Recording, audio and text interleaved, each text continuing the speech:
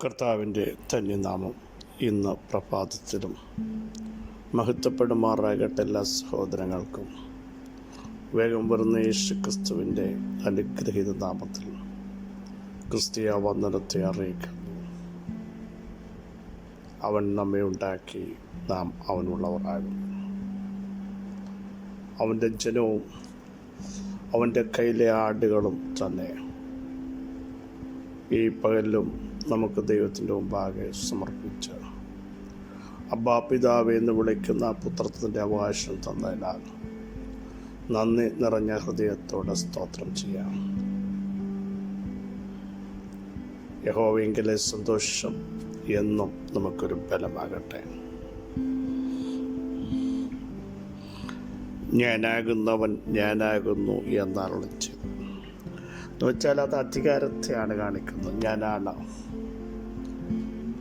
ആരടച്ചാൽ എനിക്ക് തുറക്കാൻ കഴിയും, ബന്ധിച്ചതിനെ എനിക്ക് പുറത്തു കൊണ്ടുവരാൻ കഴിയും, ഇരുട്ടുള്ളതിനെ എനിക്ക് വെളിച്ചത്തിലേക്ക് കൊണ്ടുവരാൻ കഴിയും,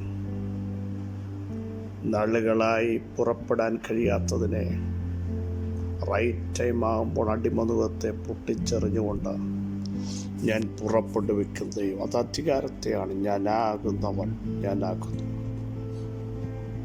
ഈ പകലിലും അവിടുന്ന് വിളിച്ച് ഞാൻ സകല ജഡത്തിൻ്റെയും ദൈവമായ യഹോവയാകുന്നു.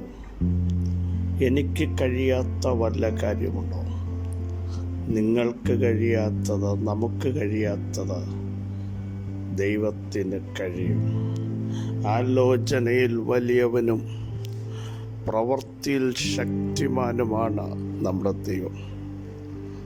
ആലോചനകളെ മനുഷ്യൻ്റെ അതിനെ മറിച്ചു കളയുന്നൊരു ദൈവമുണ്ട്. ആലോചനയെ മറിച്ചു കളയുന്ന ഇവൻ അറിവ് കൂടാതെ ഒറ്റ സെക്കൻഡ് കൊണ്ട് സകല ദുഷ്ട പദ്ധതികളെയും മറിച്ചു കളഞ്ഞ് ആലോചനയിൽ വലിയവനും പ്രവൃത്തിയിൽ ശക്തിമാനുമായവൻ്റെ മഹത്വമുള്ള ഭുജം നമുക്ക് എല്ലാ കാലത്തിലും അനുഭവിക്കാൻ കഴിയും. വലം കൈയിൽ പിടിക്കുന്നവൻ, ഞാൻ അവൻ്റെ വലത്ത് ഭാഗത്തുള്ളത് കൊണ്ട് നമ്മൾ കുലുങ്ങിപ്പോകില്ല. അവിടുന്ന് വിളിച്ചു പറഞ്ഞു, ഞാൻ നിങ്ങളുടെ വലത്ത് ഭാഗത്തുണ്ട്. അവിടുന്ന് നമ്മുടെ വലത്ത് ഭാഗത്തുണ്ട്. ധൈര്യത്തോടെ പറ, ഞാൻ കുലുങ്ങിപ്പോകയില്ല. എൻ്റെ വലത്ത് ഭാഗത്തുള്ളവൻ ആരാണെന്ന് എനിക്കറിയാം. ഉന്നതനാണ്, ഉയർന്നിരിക്കുന്നവനാണ്, ശാശ്വതവാസിയാണ്, പരിശുദ്ധനെന്ന നാമമുള്ളവനാണ്. രാജാക്കന്മാർക്ക് മീതെ മഹാരാജാവ് തന്നെ. ഭൂമിയുടെ അധോഭാഗങ്ങൾ അവിടുത്തെ കയ്യിലിരിക്കുന്നു. പർവ്വതങ്ങളുടെ ശിഖരങ്ങളും അവനുള്ളവ. കരിയോൻ്റെ കൈകളുണ്ടാക്കി സൃഷ്ടിതാവായ ദൈവം നമ്മുടെ വലത്ത് ഭാഗത്തിരിക്കുന്നു. സ്തോത്രം. പിന്നെന്തിനാ നിരാശപ്പെടുന്നത്? നമ്മുടെ കൂടെ ഒരുവനില്ലേ?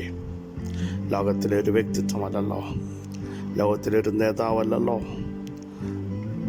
ഒരു പ്രസിഡന്റ് നമ്മുടെ കൂടെ ഉണ്ട്. പ്രസിഡന്റിൻ്റെ അടുത്ത ആളാണെന്ന് അറിയുമ്പോൾ നമുക്ക് ഭയങ്കര സന്തോഷം വരില്ലേ? എന്നാൽ രാജാതി രാജാവും കർത്താതി കർത്താവും മരണത്തെയും പാതാളത്തെയും വെല്ലുവിളിച്ചതിൻ്റെ താക്കോൽ കൈവശമുള്ളവനും വിളിച്ചു വരുത്താൻ കഴിവുള്ളവനും നിർമ്മിക്കുന്നവനുമായ സർവശക്തനായ ദൈവമാണ് നമ്മുടെ പിതാവ്. എങ്കിൽ എത്രയധികം സന്തോഷിക്കാൻ കഴിയും. ഇന്ന് നമ്മുടെ നിരാശയൊക്കെ ഒന്ന് മാറ്റിവെക്കാം. നമ്മൾ പലപ്പോഴും നിരാശപ്പെട്ട് വേദനിച്ച് സങ്കടപ്പെടുന്നതിൻ്റെ കാരണം നമ്മുടെ ദൈവം ആരാന്നുള്ള ഒരു അറിവ് പലപ്പോഴും നമ്മുടെ അകത്ത് വരുന്നില്ല. നമ്മൾ പരിധി വെച്ച് സാഹചര്യം വെച്ച് എല്ലാത്തിനെയും ദൈവപ്രവൃത്തി അളക്കാറുണ്ട്.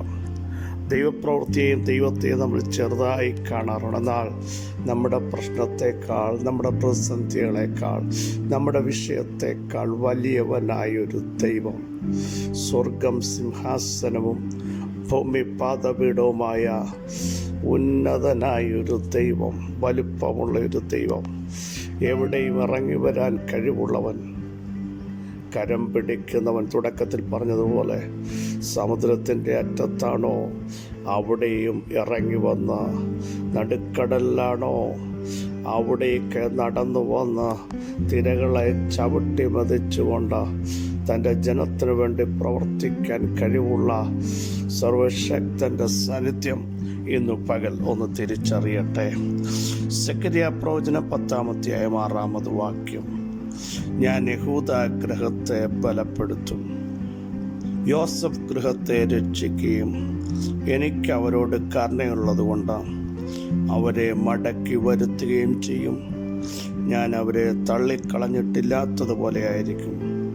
ഞാൻ അവരുടെ ദൈവമായ യഹോവയല്ലോ, ഞാൻ അവർക്ക് ഉത്തരം അരുളും. തുടക്കം വായിച്ചു നോക്കൂ.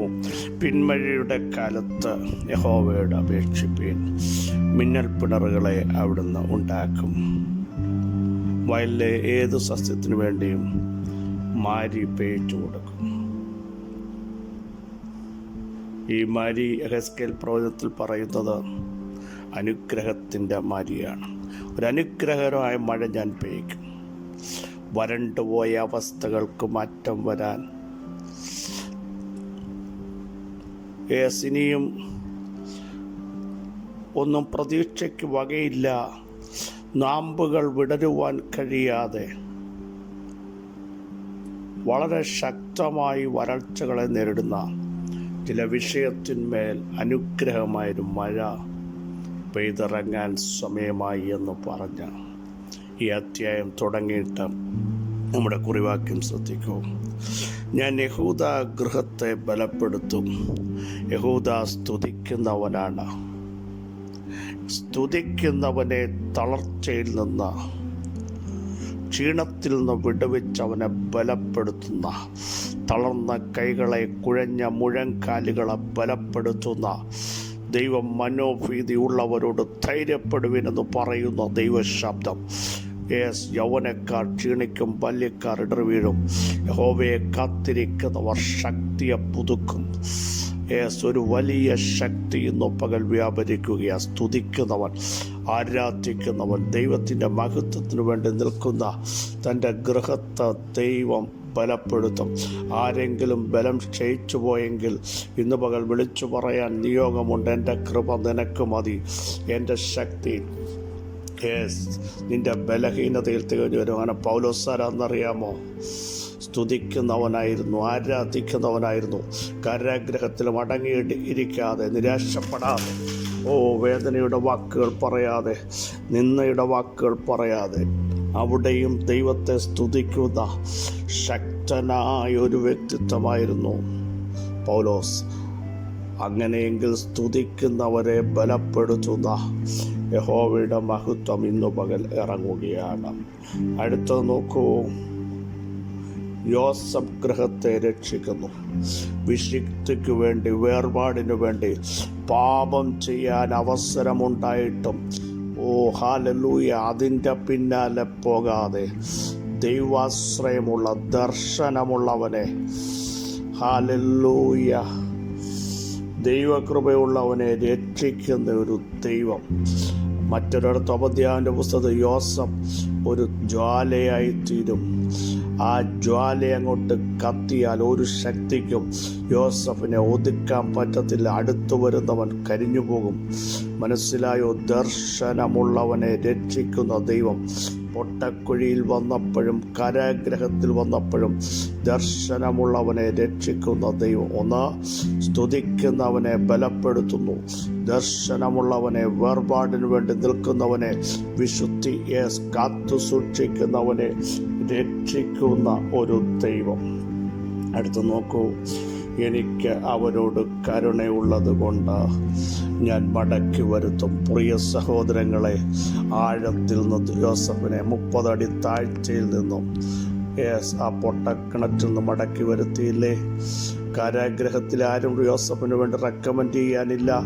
അവിടെ നിന്നും മടക്കി വരുത്തി കരുണ കാണിച്ചില്ലേ? കാരണം ഇന്ന് പകൽ വിശ്വസ്തരായി നിൽക്കൂ, വിശുദ്ധിക്ക് വേണ്ടി നിൽക്കൂ, അഭിഷേകത്തിന് വേണ്ടി നിൽക്കൂ.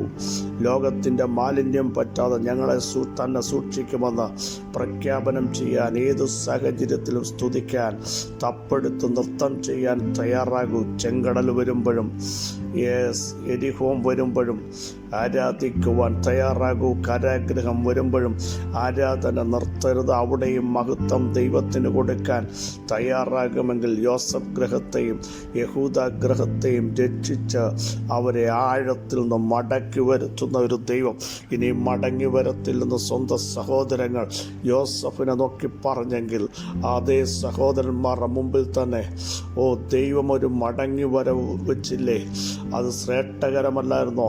സഹോദരന്മാരുടെ ബുദ്ധിക്ക് ഒതുങ്ങാത്ത ഒരു വലിയ മടങ്ങി വരവ് നൽകിയെങ്കിൽ ഇന്ന് പകൽ ആരാധിക്കുന്ന, സ്തുതിക്കുന്ന, വിശുദ്ധിക്ക് വേണ്ടി നിൽക്കുന്ന, ദൈവാശ്രയമുള്ള വെളിപ്പാടിന് വേണ്ടി നിൽക്കുന്ന ഹല്ലേലൂയ കൃപയേറ്റെടുക്കുന്നവൻ തകരത്തില്ല. കാരണം യോസഫിൻ്റെ കൂടെ ദൈവമുണ്ടായിരുന്നു. തിരുവെഴുത്ത് അങ്ങനെ എഴുതി വെച്ചിട്ടുണ്ട്. ദൈവമുള്ളവനെ ഏത് ആഴത്തിൽ നിന്നും തിരികെ കയറ്റാൻ കഴിവുള്ള ഒരു ദൈവിക സാന്നിധ്യം നിങ്ങളുടെ തലമുറകളുടെ മേൽ, നിങ്ങളുടെ മേൽ ഇന്നു പകൽ വെളിപ്പെടുക. യേശുവിൻ്റെ നാമത്തിൽ പിതാവേ, അവിടുത്തെ മക്കൾ സ്വതന്ത്രരാകട്ടെ. ആത്മാവിൻ്റെ ശക്തി വ്യാപരിക്കട്ടെ. സകല പോർവിളികളെ ഞങ്ങൾ ശാസിക്കുന്നു. യഹൂദയെ ബലപ്പെടുത്തുന്ന, ശക്തീകരിക്കുന്ന, ചാവാറായ ശേഷിപ്പുകളെ ശക്തീകരിക്കുന്ന, ജീവൻ കൊടുക്കുന്ന, സമൃദ്ധിയായ ജീവൻ കൊടുക്കുന്ന, ബലഹീനതയിൽ തികഞ്ഞു വരുന്ന ദൈവശക്തി ഇന്ന് പകൽ സ്തുതിക്കുന്നവൻ്റെ മേൽ, ആരാധിക്കുന്നവൻ്റെ മേൽ ദൈവം വെളിപ്പെടുത്തി ആദരിക്കുന്നതിനായി സ്തോത്രം ചെയ്യുന്നു. ഈ ബലത്തോടെ ഞങ്ങൾ മുമ്പോട്ട് പോകുന്നു. ഈ ശക്തിയോടെ മുമ്പോട്ട് പോകുന്നു. ഹല്ലേലൂയ. യഹൂദ യോസഫും ശക്തമായി തിരിച്ചു വന്നതുപോലെ എവിടെ നടക്കത്തില്ലെന്ന് പറഞ്ഞു അവിടെ ഒരു തിരിച്ചു വരവ്. യഹൂദ ഗോത്രത്തിലെ സിംഹവും ദാവീദിൻ്റെ വേരുമായവൻ ജയം പ്രാപിച്ചു വന്നതുപോലെ യഹൂദ ഗോത്രം ജയം പ്രാപിച്ചു വന്നിരിക്കയാൽ ഞങ്ങൾ നന്ദി പറഞ്ഞ് അങ്ങേക്ക് സ്തോത്രം ചെയ്യുന്നു. കൃപ നാർപ്പോടെ ആണിക്കല്ലുക. ജനം വിടുവിക്കപ്പെട്ട, സൗഖ്യമാകട്ടെ, ബലം വ്യാപരിക്കട്ടെ, ക്ഷീണങ്ങൾ മാറട്ടെ, തളർച്ചകൾ മാറട്ടെ. ബലം നഷ്ടപ്പെടുത്തുന്ന സകല ദുഷ്ടശക്തിയുടെ മേലും ഈ പ്രഭാതത്തിൽ ആത്മാവിൻ്റെ വലിയ കവറേജ് വെളിപ്പെടുന്നതിനായി സ്തോത്രം. അങ്ങയുടെ മഹത്വം ഇറങ്ങുന്നതിനായി സ്തോത്രം. സകല ബഹുമാനം അങ്ങേക്ക് യേശുവിൻ നാമം തന്നെ. ആമേൻ, ആമേൻ. ക്രിസ്തുവിൽ വാത്സല്യ സഹോദരങ്ങളെ ധൈര്യത്തോടെ പറ, സ്തുതിക്കുന്നവൻ പരാജയപ്പെടില്ല. വേർപാടനുഷ്ഠിക്കുന്നവൻ യോസഫ് ഗൃഹം രക്ഷിതാവിനെ കാണും. ദൈവത്തിൻ്റെ മഹത്വം കാണും. ദൈവകൃപ ഏറ്റെടുത്ത് അവൻ പുറത്തു വരും. ഈ വചനങ്ങളെല്ലാം സഹായിക്കട്ടെ. ക്രിസ്തയേശുവിൽ നിങ്ങളുടെ സഹോദരൻ ബിജു.